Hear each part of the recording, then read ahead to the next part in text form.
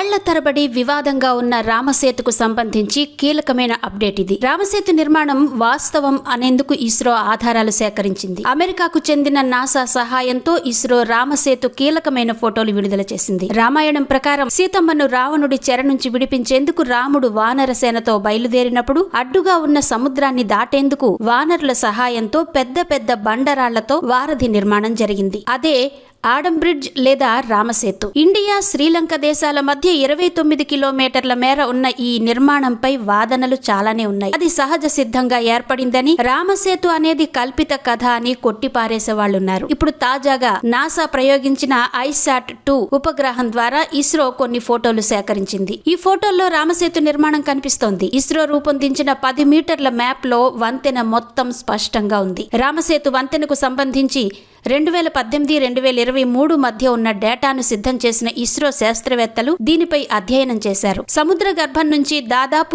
8 మీటర్ల ఎత్తులో ఉంటుందని తేల్చారు. రామసేతులో 99.98% నీటిలో మునిగిపోయిందని, కొద్ది భాగం మాత్రమే బయటకు కనిపిస్తుందని ఇస్రో శాస్త్రవేత్తలు తెలిపారు.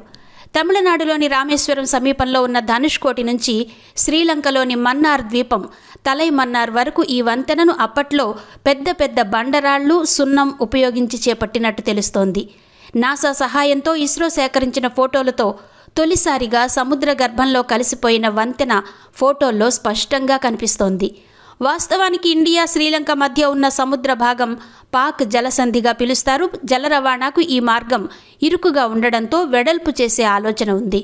కానీ రామసేతు నిర్మాణానికి భంగం వాటిల్లితే సహించేది లేదని ధార్మిక సంఘాలు హెచ్చరిస్తున్నాయి.